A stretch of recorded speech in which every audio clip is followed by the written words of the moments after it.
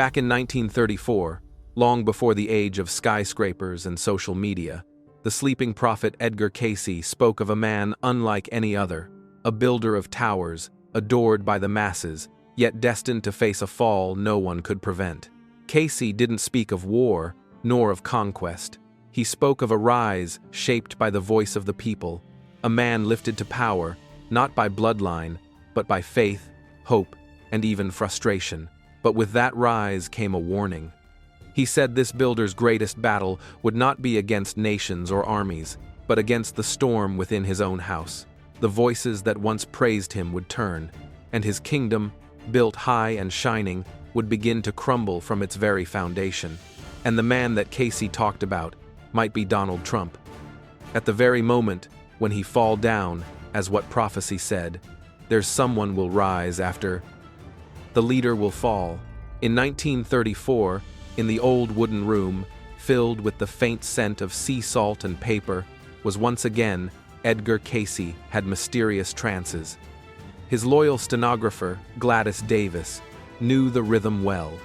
She tightened her grip on her pencil, waiting for whatever vision would come next. "I see a figure," Cayce murmured, his eyes closed. "The builder of towers, a man of gold and flame. He rises high among men, yet builds upon sand."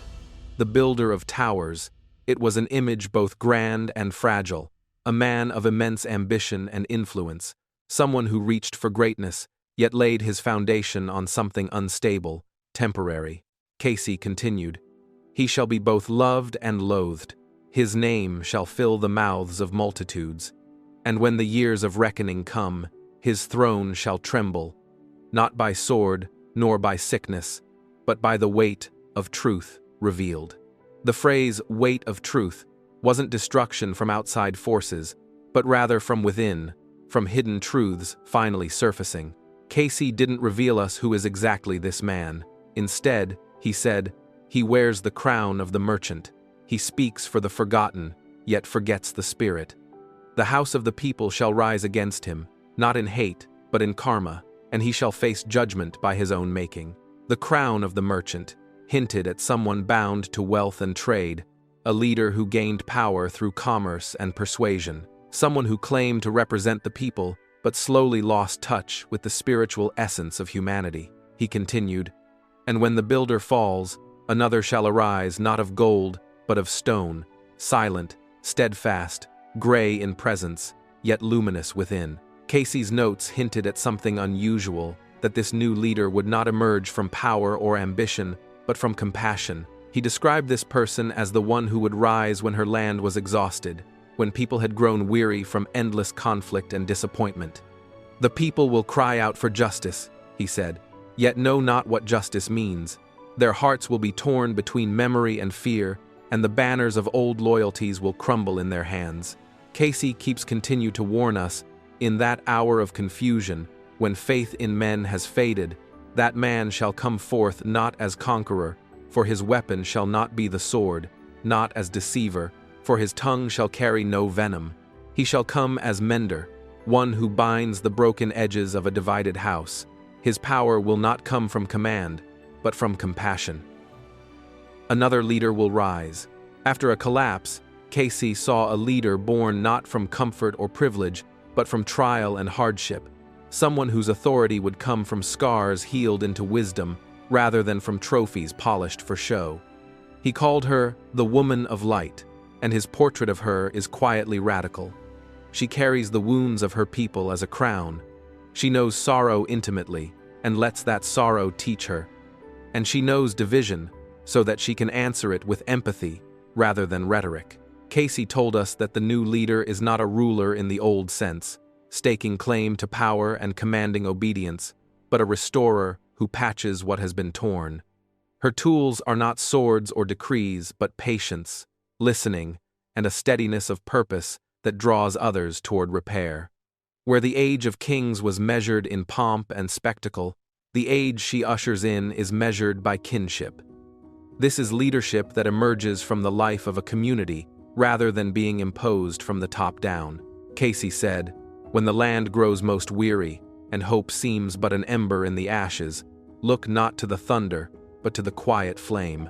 That quiet flame, he implies, will not be found in dramatic entrances or viral moments, but in the small, steady acts that restore confidence. The teacher who refuses to give up on a class, the community organizer who sits in a room until people begin to trust one another again, the nurse who shows up for a forgotten patient. These are not glamorous scenes, but they are the crucible in which genuine renewal is forged. Cayce called the time after her rise the age of renewal. When the mender takes her place, he said, the shadow that cloaked the land shall begin to lift, and that lifting is best imagined not as a dramatic moment, but as a slow dawn, people waking from a long, exhausted sleep with clearer eyes, beginning to look at one another not as threats, but as reflections of the same hopes and wounds. In that change, the simple acts of seeing and listening become revolutionary. A warning over the world.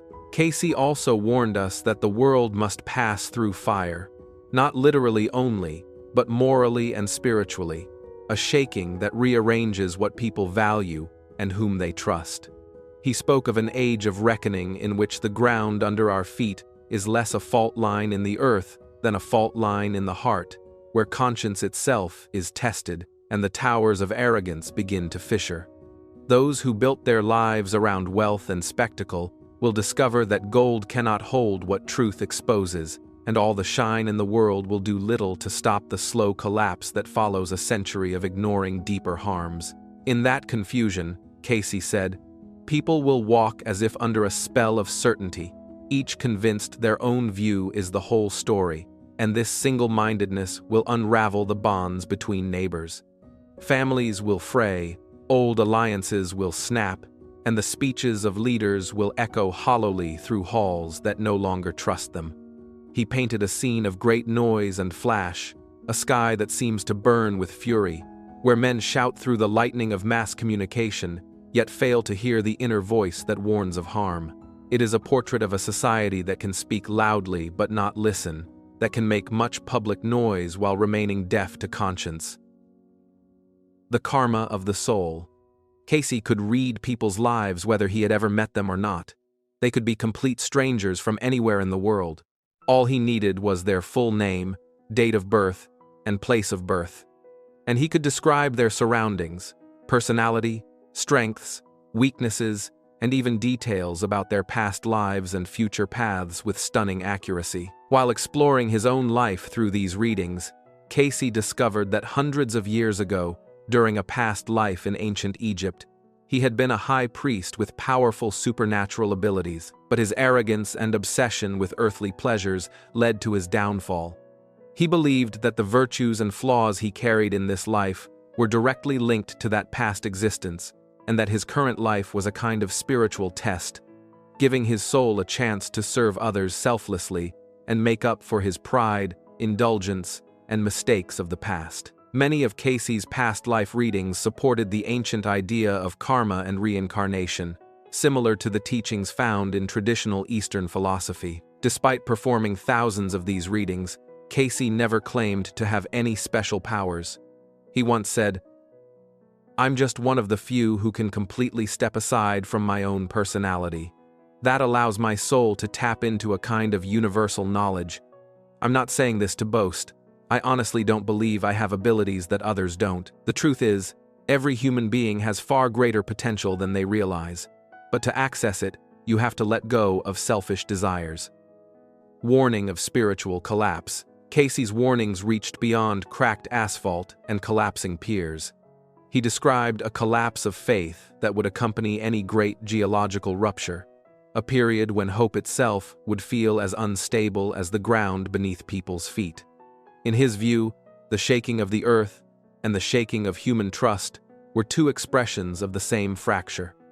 Physical destruction would expose spiritual fractures, and as towns and systems failed, many hearts would falter, leaving people confused, fearful, and profoundly isolated.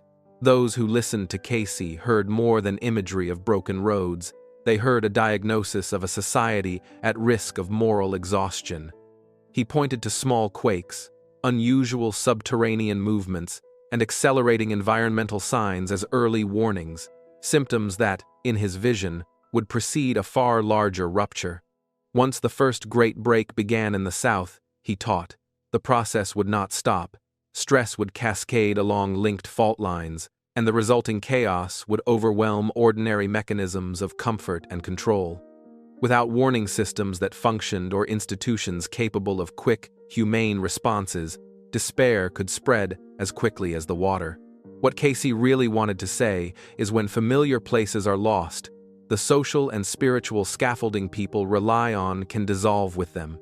He imagined families uprooted in an instant, communities separated by new waterways, and entire neighborhoods rendered memory-scarred islands of loss. The sea, he described, did not arrive as a gentle tide, but as a rushing, violent force that erased the border between land and life, leaving survivors to grapple with grief, disorientation, and the difficult work of meaning-making. The consequences he sketched extended well beyond immediate suffering. Economic systems would falter, supply chains would break, and lines of communication that tie a functioning society together could be severed. Ports and highways, financial centers, and hubs of governance would face paralysis, and with that paralysis would come cascading shortages, insecure shelter, and the collapse of routine medical and social services. In such a scenario, fear would not be an abstract emotion, but a practical threat to survival, and spiritual resilience would become as vital as food, water, and shelter. Yet Cayce framed this bleak prospect with a purpose. The catastrophe was also a test, an opportunity for renewal. He insisted that the collapse of institutions could be the crucible that forces people to confront priorities, abandon selfish systems, and rebuild toward humility and community. In his vision, the spiritual reckoning called for more than prayer. It required solidarity, the revival of neighborly bonds, and a reorientation away from materialism and toward values that sustain collective life. This emphasis on moral recovery shaped the practical implications Cayce offered. Preparation, he argued, had to work on two levels simultaneously: tangible readiness through supplies, safe locations, and community planning, and inward readiness through faith, humility, and a willingness to serve others. The two strands, physical and spiritual, reinforce each other. Communities with strong networks of mutual aid and shared moral purpose are more likely to withstand shock, coordinate relief, and preserve hope when infrastructure falters. The Second Coming. Edgar Cayce's predictions about the Second Coming of Christ are among his most intriguing and controversial. Cayce, a devout Christian, believed that the return of Christ would be a pivotal event in human history, marking the end of an age of materialism and the beginning of a new era of spiritual awakening. Cayce suggested that the Second Coming would occur sometime soon. He did not give a specific date, but indicated that it would happen during a period of great global upheaval and change. According to Cayce, the period preceding the Second Coming would be marked by widespread chaos, conflict, and natural disasters. He predicted wars, economic collapse, and social unrest on a global scale, as well as an increase in earthquakes, hurricanes, and other catastrophic events. Cayce believed that the global turmoil would serve as a catalyst for a profound spiritual awakening. He predicted that people would turn away from materialism and seek a deeper connection with the divine, leading to a renewed interest in spirituality and a desire for inner peace. Cayce's visions of the Second Coming described Christ returning not as a physical being, but as a spiritual presence that would manifest in the hearts and minds of people all over the world. He believed that this presence would guide humanity toward a new era of love, compassion, and unity. Cayce predicted that the Second Coming would lead to the establishment of a new world order based on spiritual principles. He envisioned a global society founded on cooperation, equality, and the recognition of the interconnectedness of all life. Cayce emphasized the importance of individual spiritual growth and transformation in preparing for the Second Coming. He believed that each person had a role to play in ushering in the new era, and that personal spiritual development was essential to the collective awakening of humanity. The Awakening Year. The year 2026, according to Cayce, marks a pivotal moment in human history. It's described as an epoch where a collective awakening occurs, the world. He believed that by 2026, humanity would experience a significant spiritual awakening, leading to a deeper connection with our inner selves and a greater awareness of our interconnectedness with all living beings. This prediction resonates with the increasing interest in mindfulness, meditation, and holistic well-being practices in our modern society. As scientific and technological advancements have dominated our collective focus, many have found themselves feeling increasingly disconnected from a sense of meaning and purpose in their lives. That is what Edgar Cayce saw long ago, and he believed that 2024 is the perfect time for everyone to awaken. We all need to seek out ways to reconnect with their inner selves and find greater fulfillment in life. Edgar Cayce also spoke about the awakening that people must experience after leaving this world. He told, "After death, we may enter a region that is void of love, life, and light, void of everything. For some, this region is approximately their wish come true. Here, they are truly alone with themselves. For some souls, this is a pain that is unbearable. In the absence of truth, love, gentleness, and kindness, some souls fill the void with an irrational and unbelievable amount of pain and fear. It is so dark in the realm of outer darkness that the darkness hurts and panic grips them without knowing why. There are various degrees of darkness to this realm, and it is darker and denser at the center than at its outer fringes. The closer we are to the outer edges, the more interaction there is with others in the realm. The closer to the center, the darker and more painful is the solitude. Those who find themselves in outer darkness cannot travel across this dimension.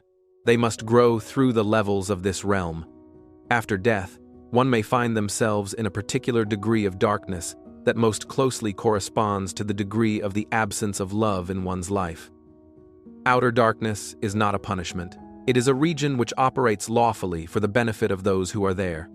This region is not a realm which was created for any soul to experience, but one which came about as a consequence of the negative activity of souls in creation. So great has been the desire for self, so monumental across time and space has been the selfishness of some of God's creatures, that this realm is the creation or manifestation of their own collective activities. Outer darkness and the reality with which it is associated were created and are held in place by collective self-interest. Being spiritually awakened means that an individual has had a profound shift in their understanding of themselves and the world around them. This awakening often comes after a period of feeling disconnected, lost, or unfulfilled in life. Interestingly, some individuals report experiencing physical symptoms, such as a fever, during their spiritual awakening, signifying a kind of intense inner burning away of old beliefs and patterns. Spiritual awakening can happen suddenly or gradually, and it often involves a change in perception, a deepening of self-awareness, and a newfound sense of connection to a higher power, even amidst internal conflict. Spiritual awakening can take many forms and can be experienced in different ways by different people. Some common signs and symptoms of spiritual awakening can include a greater sense of empathy, compassion, and love towards others, an increased ability to live in the present moment, a deeper connection to nature and the universe, a heightened awareness of synchronicities and signs, and a sense of inner peace and contentment.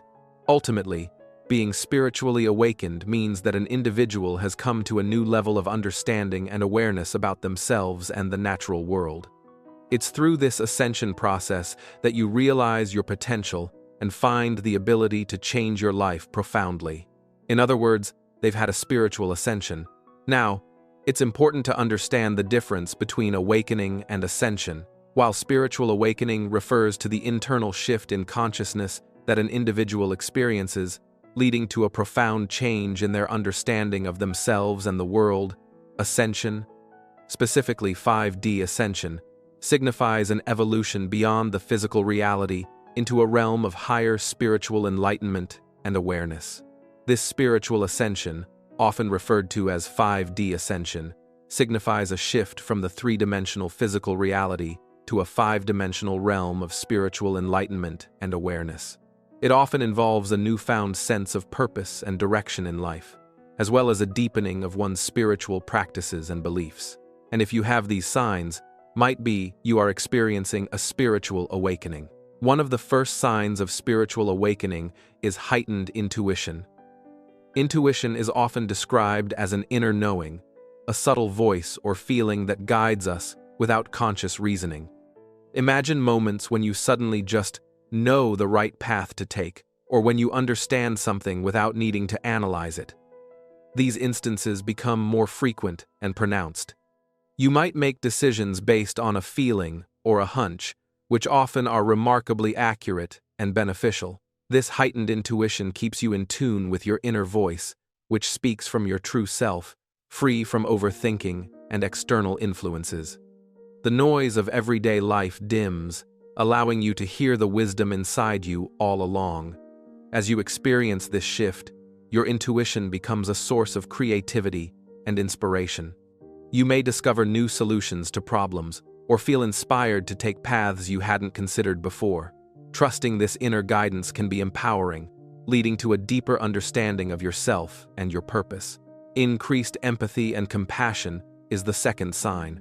You may gain a deeper empathy and compassion as you journey through a spiritual awakening. Suddenly, the boundaries between your emotions and those of others might seem blurred, allowing you to feel what they feel with a heightened sense of understanding and sensitivity. You might genuinely experience the ebbs and flows of emotions that others are going through. This increased empathy can extend to all living beings, people, animals, and the environment. You become more at one with the subtle expressions of nature and the silent voices of animals, sensing their unspoken stories and needs. Alongside empathy, your compassion also grows. This might manifest in small acts of kindness, like offering a listening ear to a friend or helping a stranger in need. Or it could inspire more significant changes in your life, such as volunteering for causes you care about, or making lifestyle choices that are more considerate of the planet and its population. This increase in empathy and compassion is a sign of your heart opening and your consciousness expanding. You start to see the interconnectedness of all life, recognizing that the well-being of others directly impacts your own. As enriching as this heightened empathy and compassion can be, looking after yourself is important. Being deeply attuned to the emotions of others can feel overwhelming at times. Setting healthy emotional boundaries helps you maintain your emotional well-being. The next sign that you need to focus on is desire for meaningful connections. A key aspect of experiencing a spiritual awakening is the desire for deeper, more meaningful connections in your life. This shift often begins as a growing dissatisfaction with superficial interactions and a hunger for relationships that offer genuine depth and authenticity. You may find yourself longing for conversations beyond the mundane, seeking to connect on a level that nourishes your soul and aligns with your newfound understanding of the world. As you embark on this journey, the nature of your relationships may begin to change. You might gravitate towards people who share your values and perspectives, or challenge you to grow and think in new ways. You might seek out those who understand and respect your journey in your friendships, offering support and wisdom. In romantic relationships, you may desire a partner who supports and participates in your spiritual growth. Even in professional settings, you might find yourself drawn to work that feels more aligned with your values and allows for authentic expression. This shift can also mean letting go of relationships that no longer serve your growth. Recognizing that some connections might hinder your journey is an essential part of this process. It's about finding balance and ensuring that your social circle reflects and supports your spiritual path. Changing priorities is also a special sign. During a spiritual awakening, one of the most noticeable changes is your priorities and values. You might find yourself reassessing what truly matters to you, leading to a significant shift in how you view and interact with the world. You'll begin to value personal growth, meaningful relationships, and enriching experiences over material possessions. This realization can be liberating, freeing you from pursuing material gains and allowing you to focus on what genuinely enriches your life. As personal growth climbs higher on your list of priorities, you might invest more time and energy in activities that nurture your mind, body, and spirit. This could include meditation, yoga, reading, or creative hobbies. The joy in these activities often comes from the inner peace and self-discovery they bring. Relationships also take on a new significance. You value deeper connections with others that are based on mutual respect, understanding, and support. These relationships provide a sense of belonging and offer a space for mutual growth and sharing life experiences. Experiences themselves become more valuable than possessions. Travel, learning new skills, or spending quality time with loved ones might become more important. These experiences enrich your life in ways that material items cannot, providing lasting memories and a sense of fulfillment deeply rooted in living a meaningful life. Let's continue with feeling a sense of unity. A symptom often experienced during a spiritual awakening is a deep-seated feeling of unity or oneness. It connects to a larger, universal energy, being in harmony with all forms of life. You might experience moments where you feel deeply in tune with nature, sensing a sacred kinship with the trees, the sky, the ocean, and every living creature. In your interactions with people, you may recognize that everyone, regardless of their background or life story, shares the same fundamental desires for love, security, and happiness. This realization can foster empathy and compassion as you begin to see reflections of yourself in others. Judgments and barriers fade, replaced by an understanding of the universal human experience. You might also become more aware of how your actions impact the world. This awareness can lead to more mindful, conscious living, where your choices are guided by a desire to contribute positively to the collective well-being. Last but not least, it's experiencing moments of bliss. A spiritual awakening often brings with it unexpected moments of bliss and joy. These experiences can feel like bursts of pure happiness from deep within and often occur without any apparent external cause. These moments of bliss can catch you by surprise. You might be engaged in a mundane task or sitting quietly when suddenly overwhelmed by immense peace and happiness.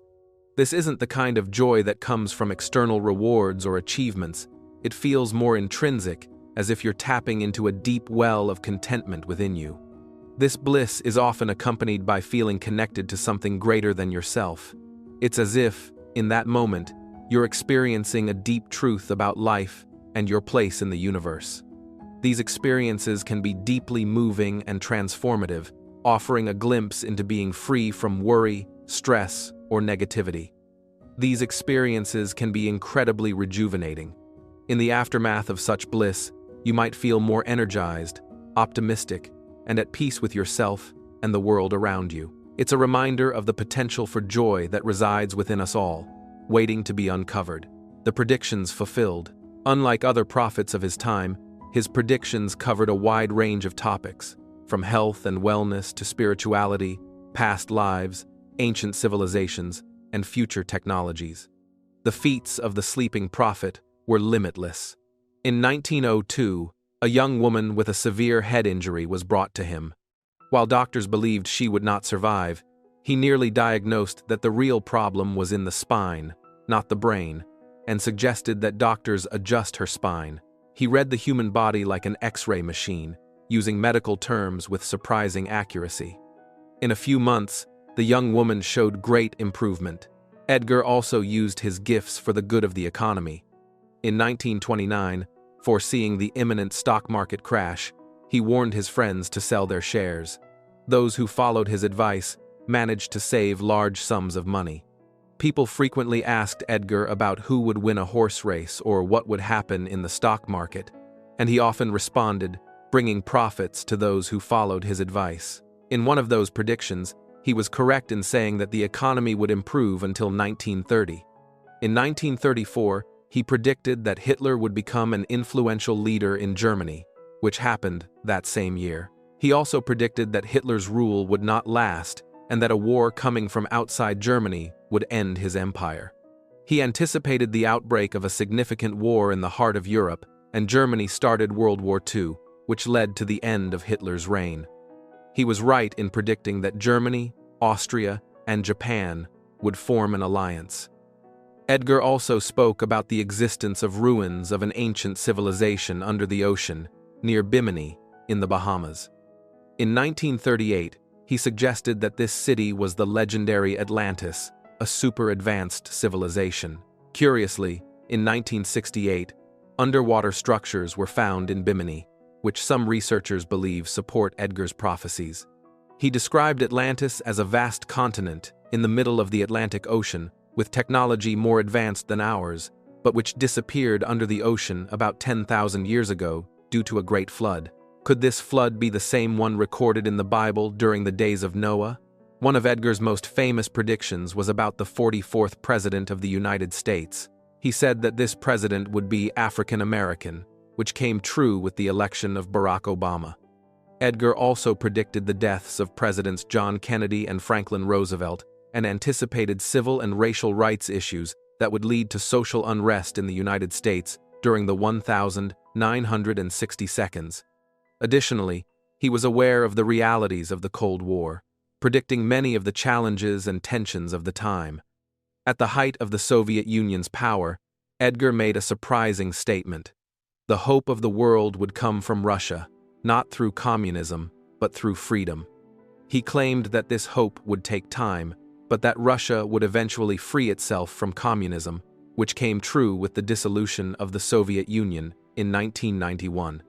Another impressive example involves the Jewish sect of the Essenes. In 1934, when little was known about them, Edgar provided detailed descriptions that were later proven accurate. He even predicted the discovery of their records and documents, which was confirmed only 12 years later with the discovery of the Dead Sea Scrolls. All these impressive predictions of Edgar were fulfilled in the 20th century, and he also made some grim predictions for our times. Despite the skepticism, Cayce still has fervent defenders who highlight the accuracy of some of his diagnoses and advice to sick individuals, even without medical training. These controversies and debates about his predictions keep the curiosity and fascination for his figure alive to this day. Edgar Cayce's enduring legacy, fueled by widespread interest in psychic phenomena, continues to intrigue many. A recent survey revealed that many believe in some form of extrasensory perception or psychic ability. It also highlighted the difference between believers and skeptics. While skeptics tend to be more analytical and critical, believers generally have a more emotional and creative mindset. Interestingly, those who believe in psychic abilities reported experiencing greater happiness and lower levels of stress than skeptics. The enigma of psychic abilities and religious miracles has always fascinated humanity, especially because they challenge traditional scientific explanations. It is undeniable that such experiences can bring comfort to those who suffer, hope to those facing difficulties, and a sense of order in an often chaotic world. Although there is debate about the authenticity of his psychic abilities, Cayce's legacy reminds us that regardless of our personal beliefs about the paranormal, compassion and altruism have a profound and real impact. An interesting curiosity is why Edgar Cayce was called the Sleeping Prophet. This nickname arose because Cayce made his predictions and readings while appearing to be asleep, or rather, in a trance state. He would lie down, close his eyes, and still manage to speak about incredible things that seemed to come from another dimension. Now, think about the possibility of accessing parts of our minds that we normally don't use. Edgar Cayce showed that perhaps we all have a hidden ability to attain profound knowledge simply by changing the way we use our minds. If we learn to do this, as Cayce did, imagine how many mysterious and interesting things we might discover about the world and ourselves. This makes us reflect on the incredible power that resides within each of us, waiting to be explored. Among Cayce's prophecies, none was more vivid than his vision for California. He described a sudden, catastrophic sequence in which the ground would gape open and the Pacific would surge inland, swallowing neighborhoods and rewriting coastlines. He sketched a cataclysmic process, a violent quake beginning in Southern California, followed by a cascading sequence of ruptures that marched northward like falling dominoes until entire regions no longer resembled the maps people had memorized. He described this upheaval not merely as geological movement, but as a social and spiritual rupture, an event that would test faith, shatter systems, and force communities to confront what mattered most. The imagery he used, buildings tilting, highways snapping, water lines and power grids collapsing within minutes, paints a picture of immediate chaos and long-term transformation, where everyday life is interrupted so completely that recovery becomes a spiritual as well as a practical endeavor. Cayce positioned the beginning in the south, pointing to a stretch of land from San Diego through Los Angeles as the first to suffer. In his visions, the shock is not localized. Instead, a primary rupture transfers stress along interconnected faults, setting off secondary breaks that accelerate the devastation. This domino model is crucial to understanding the scope he described. Damage in one region would not be an isolated catastrophe, but the trigger for a systemic breakdown that could affect supply lines, communications, and governance across the western seaboard. Cayce offered the idea of deep, prolonged shaking long enough to break open the earth, the failure of essential infrastructure within minutes, and the northward propagation of pressure. It is the kind of description that turns abstract geological risk into scenes the mind can't easily forget. Families trapped where streets once ran, emergency centers cut off from the rest of the world, entire neighborhoods rendered islands of rubble and water. Cayce warned us, if water lines, power grids, and communications fail across a wide region, the domino effect reaches into the economy, healthcare, and national security. Ports go dark, supply chains stutter, and critical services become impossible to coordinate. Millions displaced by sudden inundation would require a large-scale humanitarian response, while the loss of major urban centers would force the nation to adapt to a wholly altered geography. A new map, Cayce insisted, would emerge from the chaos, one so altered that familiar coastlines and state borders would be difficult to recognize. In his visions, the Pacific pushed inward, turning swaths of interior west into coastal plains. Parts of Nevada, Arizona, and even Colorado became edged by water where desert once ruled, and entire regions that had been anchors of American life were shown as submerged memory. This was not described as gradual erosion or the incremental rise of tides, but as a wholesale remaking of geography. Cayce framed that new geography not as random loss, but as a form of cleansing, a purifying reset in which the earth itself responds to deeper human choices. He placed the transformation in moral terms. Greed, ego, and spiritual neglect build pressure beneath the surface as surely as tectonic stress builds along fault lines, and when the thresholds are crossed, the result is both material calamity and symbolic rebuke. In his telling, the map's redrawn edges are a visible consequence of priorities gone wrong. The drowned neighborhoods and altered states are evidence that physical systems and human systems are intimately connected. San Francisco and Los Angeles are named not as distant icons, but as concrete examples of what could be lost. He imagined San Francisco's hills and bridges succumbing to violent earthquakes, whole blocks sliding into the sea, while Los Angeles would, in his account, cleave away from the mainland like a piece of coastline breaking off. Modern scientific work on tectonics and sea-level scenarios adds an unnerving echo to Cayce's portrait. Geologists have long mapped fault systems and modeled how a sufficiently large quake could trigger tsunamis, local subsidence, or rapid coastline change. Climate scientists produce simulations of shoreline retreat under extreme sea level rise. Emergency planners overlay population and infrastructure maps to reveal where damage would be worst. Yet Cayce's vision differs from scientific projection in one crucial respect. He saw the transformation as sudden and morally freighted, rather than gradual and mechanistic. Where scientists measure rates and probabilities, Cayce emphasized rupture and reckoning, an abrupt crossing of thresholds followed by societal as well as geographic collapse. That distinction matters because it changes the implications for preparation and response. A slowly changing coast invites mitigation and adaptation, whereas a sudden remapping demands resilience at every level. From emergency logistics to the spiritual resources communities rely on to endure loss, the picture he painted forces us to consider both the technical realities of fault lines and flooding and the deeper cultural choices that determine how well any nation weathers a truly transformative event.